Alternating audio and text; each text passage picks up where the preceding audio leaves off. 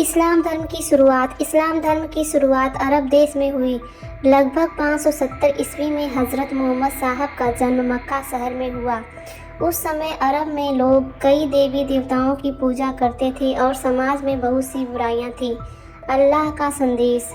जब हज़रत मोहम्मद साहब लगभग 40 वर्ष के थे तब उन्हें अल्लाह की ओर से संदेश मिला। अल्लाह ने उन्हें बताया कि एक ही ईश्वर है जिसे अल्लाह कहा जाता है। हज़रत मोहम्मद साहब ने लोगों को सच्चाई, ईमानदारी, भाईचारे और समानता का संदेश दिया। विरोध और हिजरत। शुरुआत में मक्का के लोगों ने उनके संदेश का विरोध किया। उन्हें बहुत परेशान किया गया। इस कारण 622 ईस्वी में वे मक्का से मदीना चले गए। इस घटना को हिजरत कहा जाता है और इसी से इस्लामी कैलेंडर की शुरुआत मानी जाती है। इस्लाम धर्म का फैलाव। मदीना में लोगों ने उनके संदेश को स्वीकार किया। धीरे धीरे इस्लाम धर्म अरब और फिर दुनिया के कई देशों में फैल गया।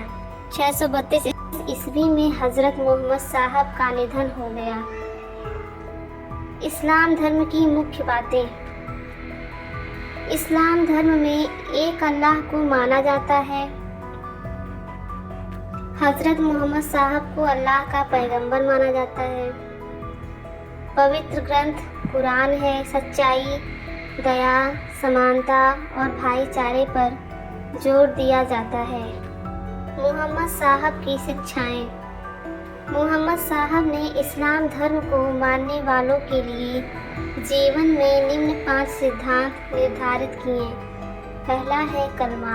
कलमा इस्लाम की आस्था है।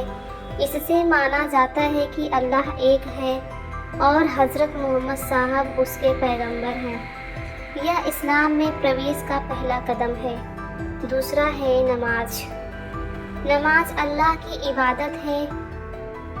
मुसलमान दिन में 5 बार नमाज पढ़ते हैं। नमाज से अनुशासन और ईश्वर से जुड़ाव होता है। तीसरा है रोज़ा। रोज़ा रमज़ान के महीने में रखा जाता है। दिन भर बिना खाए पिए रहकर अल्लाह की इबादत की जाती है। रोज़ा धैर्य और आत्मसंयम सिखाता है। चौथा है ज़कात। ज़कात दान है। जो लोग सक्षम होते हैं वे अपनी कमाई का एक हिस्सा गरीबों को देते हैं। इससे समाज में बराबरी और मदद की भावना बढ़ती है। पांचवा है हज। हज मक्का की धार्मिक यात्रा है। हर मुसलमान को जीवन में एक बार अगर वह सक्षम हो हज करना चाहिए। हज से भाईचारा और समानता का संदेश मिलता है।